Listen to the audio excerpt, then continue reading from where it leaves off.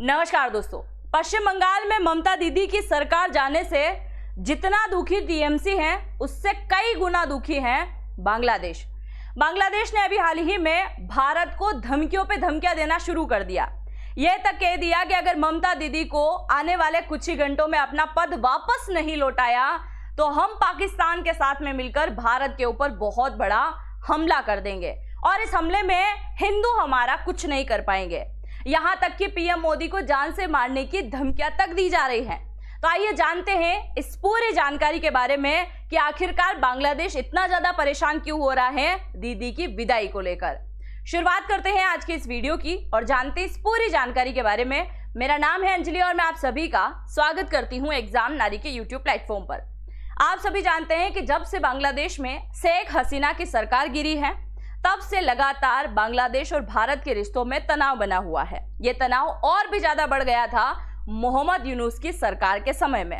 अब हुआ क्या था, भारत के चुनाव की तरफ आ जाते हैं।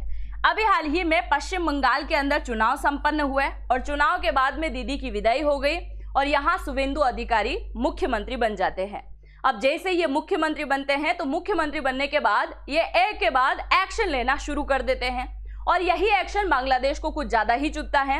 इसी वजह से कल शाम को बांग्लादेश के ढाका के अंदर एक बहुत बड़ी रैली निकाली गई। इस रैली के अंदर ज्यादातर इस्लाम धर्म के मौलाना शामिल हुए। उनमें से एक मौलाना की तरफ से ये कहा गया कि ये जो भारत है ये हमारे सामने कुछ भी नहीं है, ना तो बांग्लादेश के सामने कुछ है ना पाकिस्तान के सामने कुछ है। अगर हम दोनों एक हो गए, साथ ही मुसलमान जो भारत के अंदर निवास करते हैं और भारत के 40 करोड़ मुसलमान अगर एक हो जाते हैं तो भारत के हिंदू उनके सामने कुछ भी नहीं है। साथ ही ये कहा गया कि आने वाले 24 घंटे के अंदर हम भारत के ऊपर हमला कर देंगे अगर आपने पश्चिम बंगाल के मुख्यमंत्री ममता दीदी को उनका पद एक बार फिर से लौटाने का काम नहीं किया तो। साथ ही भारत के अंदर जो आपके 26 प्रांत मौजूद हैं, इन बांग्लादेशियों के अकॉर्डिंग 26 प्रांत हैं भारत के अंदर। अगर ये 26 प्रांत जो हैं हम इनको लूटने पे आ जाए तो ये हमारे सामने कुछ भी नहीं है और हम पाकिस्तान की मदद से इन 26 के 26 प्रांत को पूरी तरीके से उजाड़ देंगे।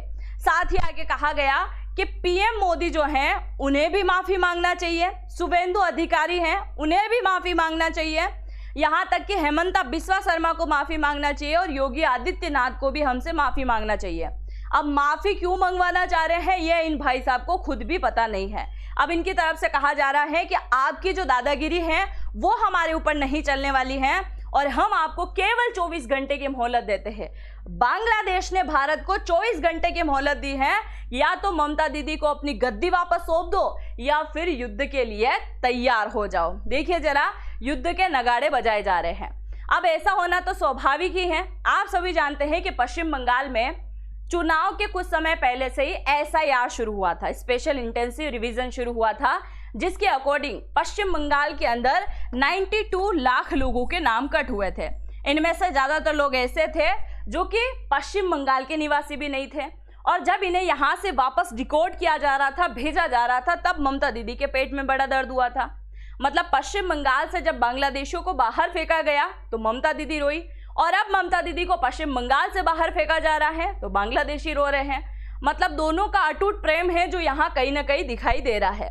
इसके अलावा आप सभी जानते हैं कि लगातार 2011 से लेकर 2026 तक ममता दीदी की सरकार थी और इन वर्षों में काफी हद तक पश्चिम बंगाल की डेमोग्राफी चेंज हुई, क्योंकि लगातार कई ज्यादा घुसपैठिए पश्चिम बंगाल के अंदर आकर बैठे और पश्चिम बंगाल की जनता का रोजगार तक इन्होंने छीना, उनकी जमीनें तक उनसे छीनी है, यहाँ तक कि वहां की बेटियों से शादी करके बच्चे तक इन्होंने पैदा किए थे।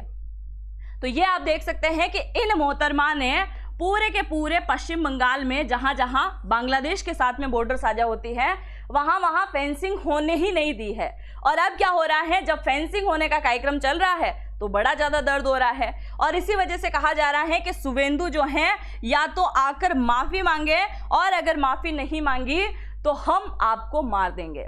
यानी कि पश्चिम बंगाल के मुख्यमंत्री शुवेंदु अधिकारी और पीएम मोदी को जान से मारने की धमकी दी है। और आज की ही खबर की अगर मैं बात करूं तो आज पीएम मोदी एक उद्घाटन करने के लिए गए थे, वहां खबर मिलती है कि यहां पर बम विस्फोटक सामग्री रखी गई थी, यानी पीएम मोदी को भारत के अंदर भी मारने की कोशिश की गई है। आस पड़ोस के देश तो इस पारे के धमकी दे ही रहे हैं।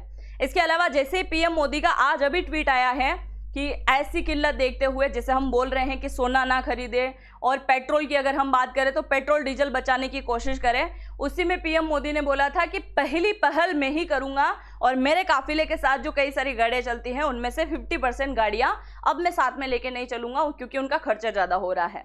तो अब इन चीजों को लेकर ये और ज्यादा कयास लगा कर बैठेंगे कि एक तो पहले काफिला चल रहा है पूरा, उनमें अब जो है संख्या घटा दी जाएगी। तो इन लोगों को नए नए प्रकार के मौके यहाँ पर दिखाए जा रहे हैं और ये धमकी देने के बाद में अब अंतर्राष्ट्रीय स्तर पर एक बहुत बड़ी हलचल मची हुई है। अंतर्राष्ट्रीय सुरक्षा जो एजेंसियां हैं वो पूरी तरीके से हाई अलर्ट मोड पर आ चुकी हैं, क्योंकि पश्चिम बंगाल के नए मुख्यमंत्री और यहाँ तक कि पीएम मोदी को जान से मारने की धमकी देना एक बहुत बड़ी बात कहीं ना कहीं दिखाई दे रही है। अब सबसे बड़ा सवाल ये आता है कि शुभेंदु अधिकारी को लेकर पश्चिम बंगाल में तो गुस्सा है ही, मतलब पश्चिम बंगाल की जनता बड़ा प्रेम करती है। पश्चिम बंगाल में जो टीएमसी के लोग हैं उनको लेकर तो इनमें गुस्सा है ही, पर बांग्लादेश इतना गुस्सा क्यों कर रहा है उसके बारे में आप जरा सुनिए। बांग्लादेश को गुस्सा इसलिए आ रहा है कि शुभेंदु अधिकारी ने अभी हाल ही में स्टेटमेंट दिया था कि आने वाले 45 दिन के अंदर मैं पूरी तरीके से बॉर्डर को सील कर दूंगा।